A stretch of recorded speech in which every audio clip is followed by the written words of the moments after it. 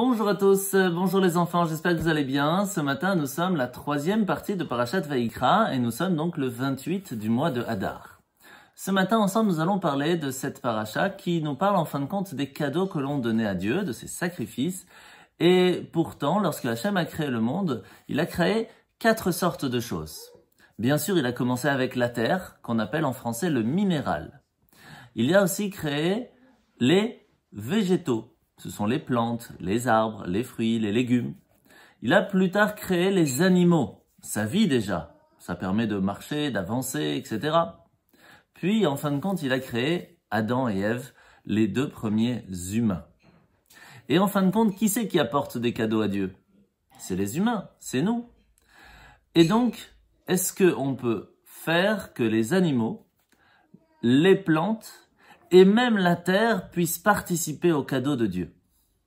Eh bien, en fait, vous savez que lorsqu'on amenait un cadeau à Dieu, on amenait un animal. Ce qui fait que cet animal, lui aussi, peut participer au cadeau.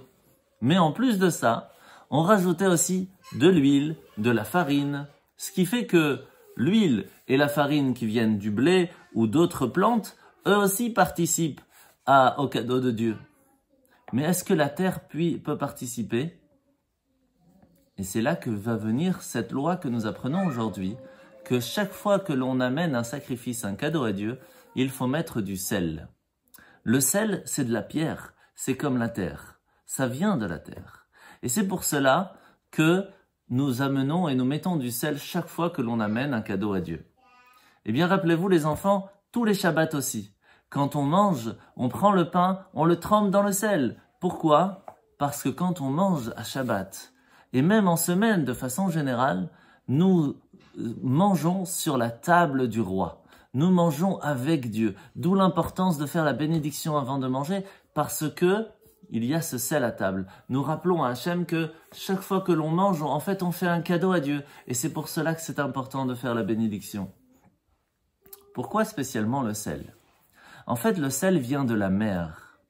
Et lorsque, au 2e jour de la création, Hachem a séparé l'eau d'en bas avec l'eau d'en haut, avec le ciel, pour pouvoir donner la possibilité au monde d'exister, la mer qui était en bas, elle était triste. Elle a dit, Hachem, pourquoi l'eau d'en haut, elle est à côté de toi? Et moi, je dois rester en bas avec les humains. Et ils vont même peut-être faire plein de bêtises. Moi, je veux être à côté de toi. Et c'est là que Hachem lui a dit, ne t'inquiète pas. Une partie de terre qui se trouve en toi s'appelle le sel. Et ce sel-là participera à tous les cadeaux. Et chaque fois que les Juifs vont manger à table, on mettra du sel pour pouvoir faire que toi aussi, la mère, tu participeras à ce cadeau et tu seras à côté de moi. La mère était très contente.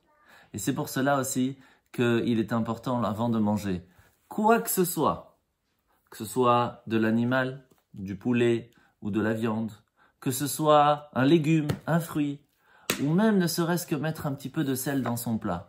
Tout cela est important lorsque l'on fait la bénédiction avant de manger. Les enfants, je vous souhaite de passer une très bonne journée. N'hésitez pas, vous êtes à la maison, lorsque vous allez manger, vous allez faire un beau cadeau à Dieu. Bonne journée et à demain.